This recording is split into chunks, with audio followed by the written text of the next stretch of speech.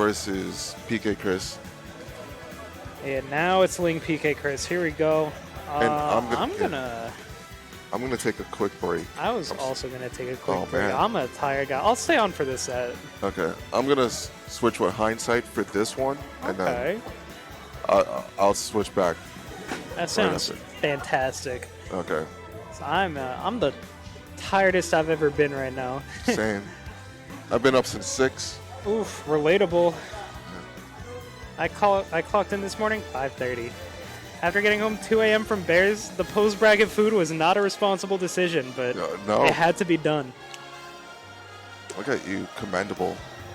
So we're gonna get a commentary switch out real quick. Oof. All right, hindsight's gonna talk. There we go. Hindsight coming up. Oh, that's unfortunate. That's Headset's behind.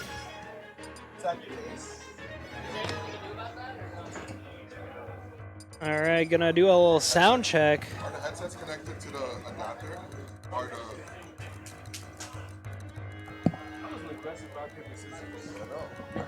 That was super loud, yeah. I should not have heard the rock, paper, scissors results pulling up. What's going on, y'all? So PkChris, Ling. These two players have played each other countless times at this point, maybe at least a handful. Typically, they do go in Ling's favor, but PkChris at least makes them close and is able to take some himself. So it's not really a guarantee. It's not really a guarantee on like who's really gonna take this. Ling, at least in Smash 4, specifically in Smash 4, was always playing against Tony Pajamas, the resident Nest player that we had. I remember at one point he put out a combo video. That combo video was like 99% him just edge guarding Ness, comboing Ness. So this dude, he like wrote the cookbook on Ness. It's definitely in the muscle memory for sure.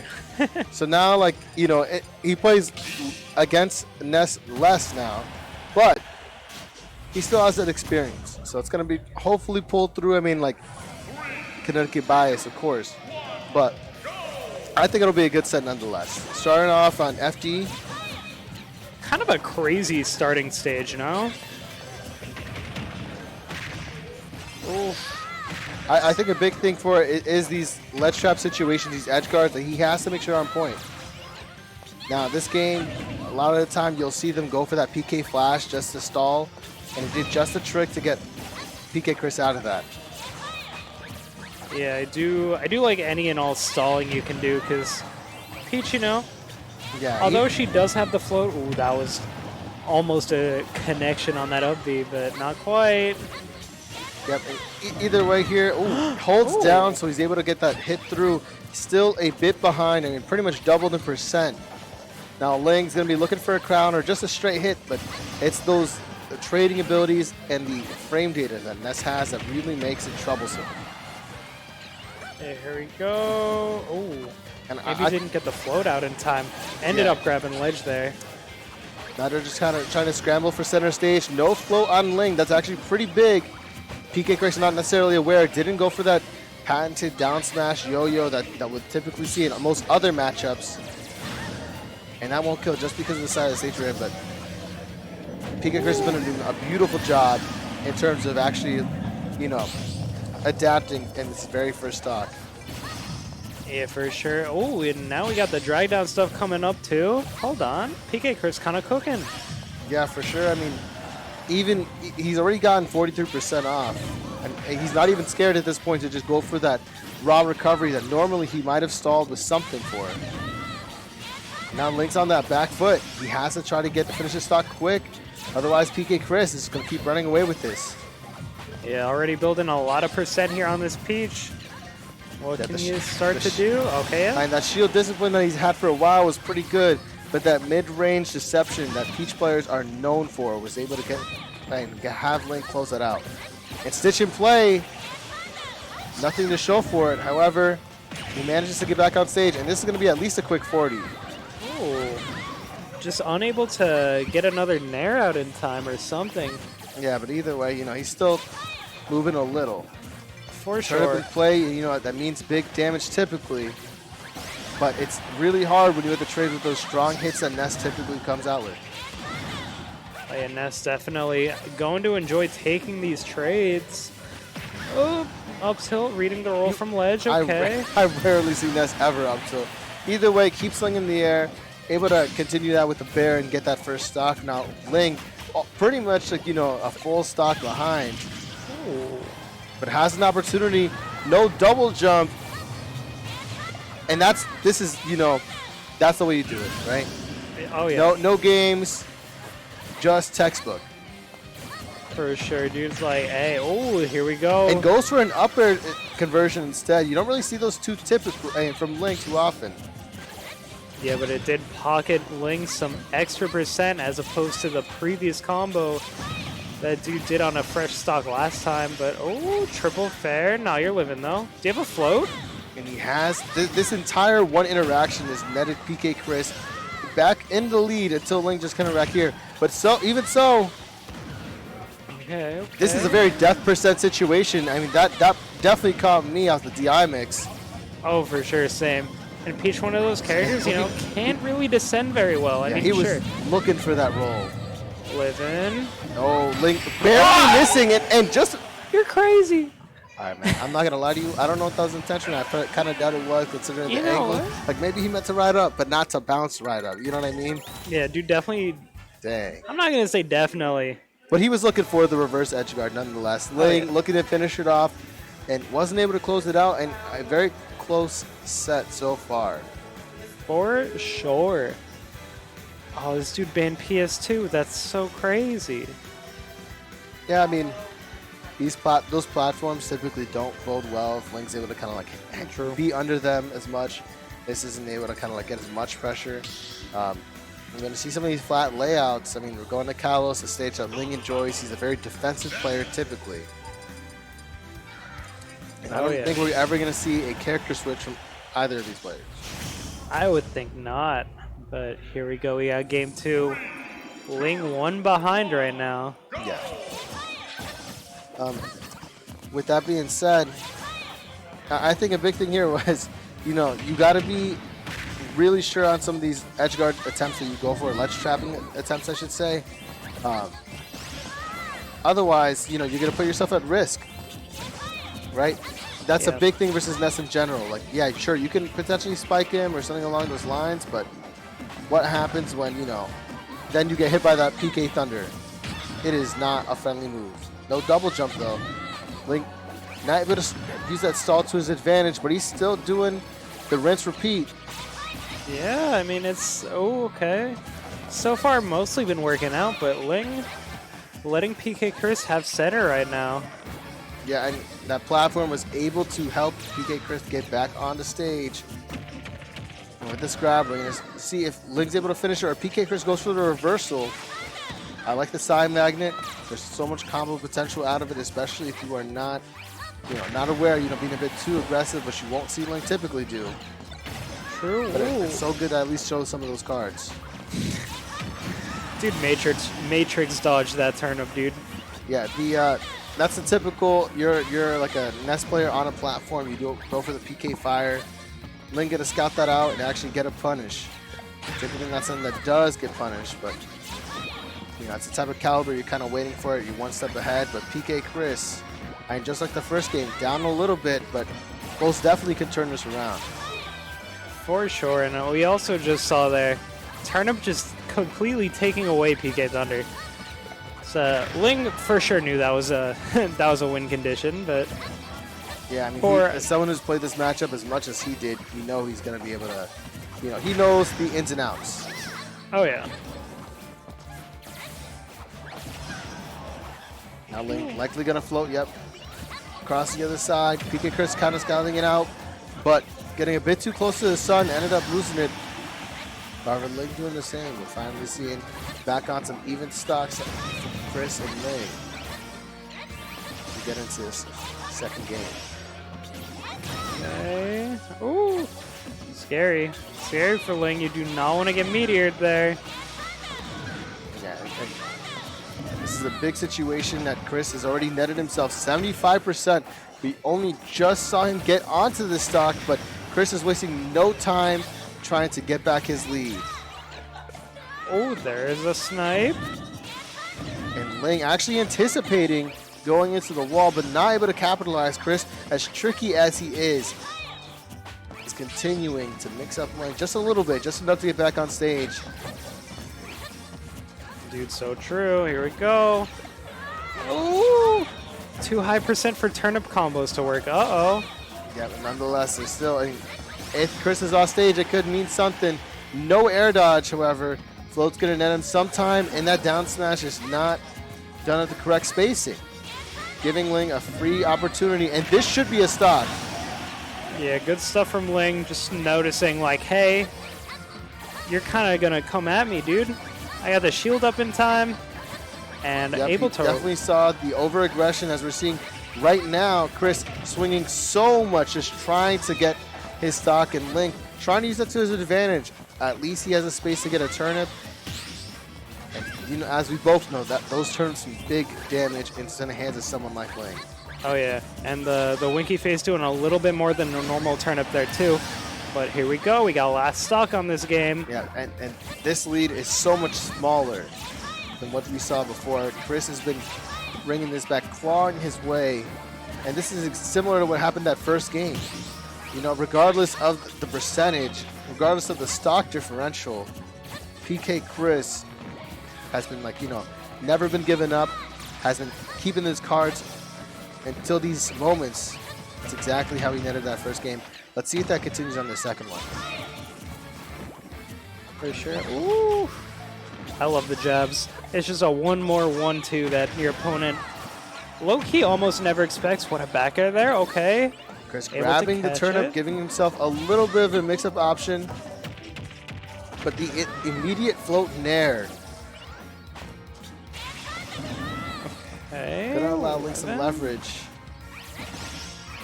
And we are just trying to see, Chris finally in his space, his preferred area on the center stage. Ling, of course, just gonna wait and hopefully, get something off stage going or try to put him off stage. There's the opportunity. Oh, how'd that nair miss?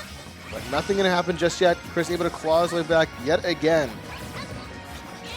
And turnip pull not going unpunished. But again, the recklessness looks like a misinput. Not gonna matter though, Just gotta wait till the game ends. For real. Oh. All right, now you're starting to become the mid percents. That back air not gonna take it either. Uh-oh. Oh, who killed there? Oh my wow, gosh. what a DBZ, I got scared for a dude. second. Same. And Ling taking that game too. That's crazy. That was a long game. Yeah, I mean, Ling is typically a defensive player. That's the big thing. PkChris is an aggressive player, but you mix these two types of people together, what's going to happen, of course, is the defensive player is going to be a little bit more defensive because he wants to kind of position himself in a place where he's not going to get hit. You're seeing how, PkChris, when they're both at center, Ling's losing out on some of these scraps. Yeah. So he's trying to put himself in a position at mid-range or just keep it far range. At far range, he still gets a turnip. He's able to create these conversions. And even if Chris approaches to the corner, that's a potential way to get Ness off stage, and that's how Ling is getting these stocks typically. That's how he should be typically getting these stocks, I should say. We're going to Smash. I very much agree with this on Chris's end. You want to cut off the space that creates, where you can fight. Even if Ling is backing off, he doesn't have as much space to do so. Yeah, I definitely agree with you because you do not want Peach to pull more turnips because more turnips means a higher chance you're going to get lucky. Maybe grab a bomb, Mr. Saturn. Yeah, for sure. Could spell doom.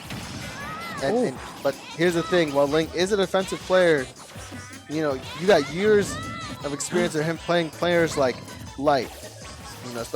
So used to that aggression. So he's off to a huge lead in this first game. True. And Chris trying to do an baited option with the platform to assist. I really love that recovery from him. Yeah, that's tough. You're just above the platform. We got PK Thunder coming at you. That's not where you really want to be. But dude's living anyway. Gets the turnip throw, sure. And another one. Is that it? Oh, you're not in there. Good edge guard from Ling there. That's what he needs to do to stay in this set, honestly. Yeah, and that's that anti-nest tactic with the up air to immediately trigger the PK fire without actually trading with it. Something that you won't see too often. Characters kind of know this setup. It makes the matchup a lot harder, and that's why we're not seeing as much PK fires from the platform as you might usually see from most Nest players. But Chris starting with a great juggling situation. These PK Thunders kind of netting something for him.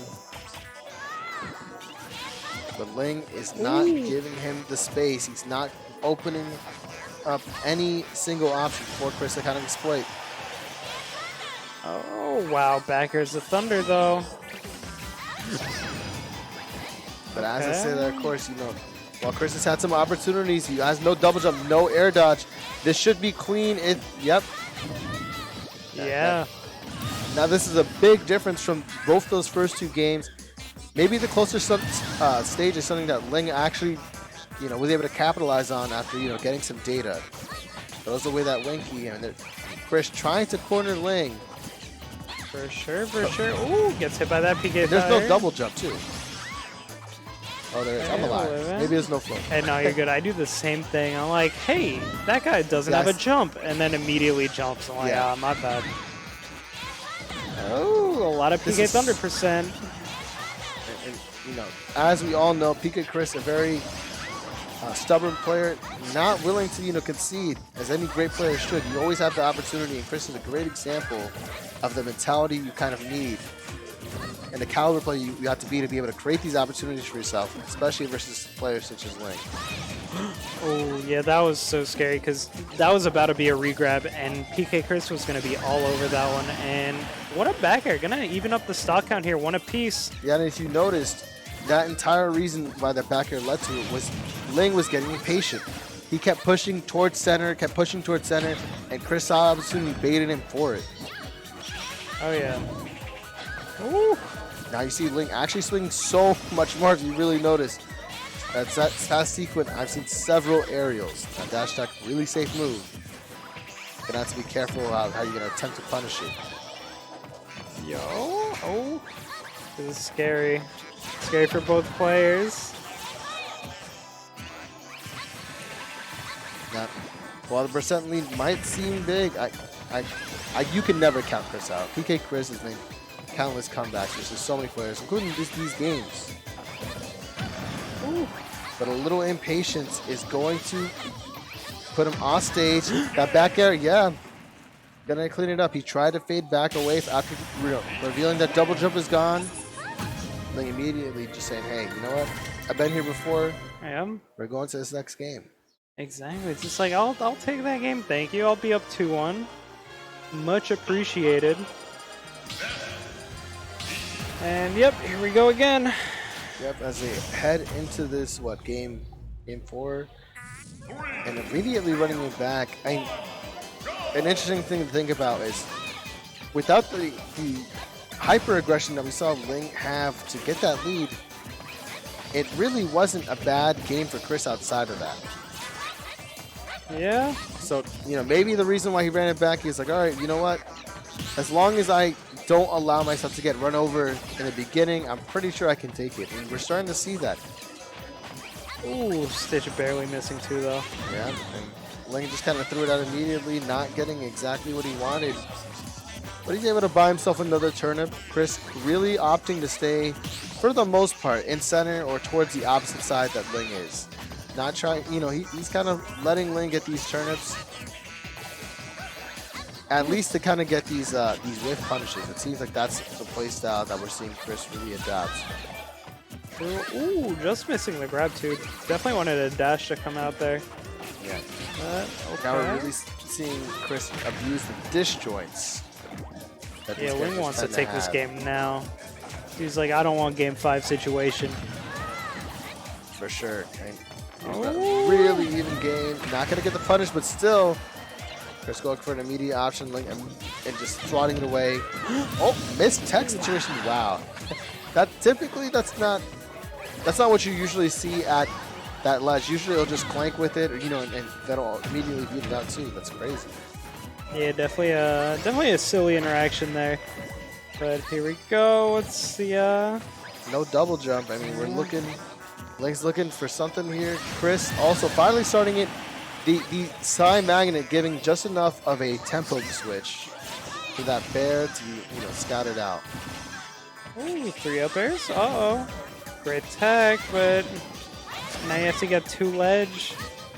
Or just back to stage. Okay, okay. But Ling's taking a lot of percent. PkChris has the percent lead again.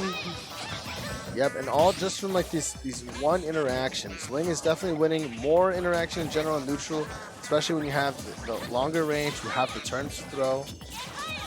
But Chris, the second he gets one hit, you really never know how far he's going to take it. I mean, and almost killed right there. PK Thunder able to kind of net, for real. 10 or so percent. Oh, getting the shield out in time and the air dodge. Dude does not want to get hit by any of these strong moves of Peach. Yeah, we're really seeing Ling attempt to avoid these options with these immediate low floats, not going for anything high, understanding that Ness out of shield is a typical problem. True. Oh, what a crown too. Another one, okay. Goes to the option, baiting out with a double grab, and under the stage, he's still able to make it. Oh no! Just got the wrong part of the stage, and there we go. And Ling with the bomb. Honestly, this isn't that good. Yep. Immediately what we needed to happen. Otherwise, Ling would have lost the stock for it. That bomb's a bit double edge. And Chris is still playing with some confidence. I mean, he might be down, but he's definitely not out. And it's definitely not that big of a deficit. He just needs a single hit. Okay. Only gets the weak hit of that back air, but a strong hit of the PK Thunder. That was the perfect flow to avoid any Ness up air there. But Nair out of shield, all right. At some point, you do slip. That's not going to combo on the dash attack. Chris going to be able to get the Nair. Up, okay. Another up air. Oh, don't get down air here, buddy. Ooh. Immediate grab. This is going to be a back air, of course. No sweet spot or strong hit on the first one, but the second one had one. Both with the turnip in hand. The pressure from Ling at this point has been... yeah, that should shorten it just enough. Yeah, that's it. Good stuff from Ling. Yeah, that was the perfect last turnip though, too. Of course, you have all that experience. It's always going to kind of end up starting to come in. Especially on these players. PkChris is a phenomenal player. We got PkChris Jackal next, or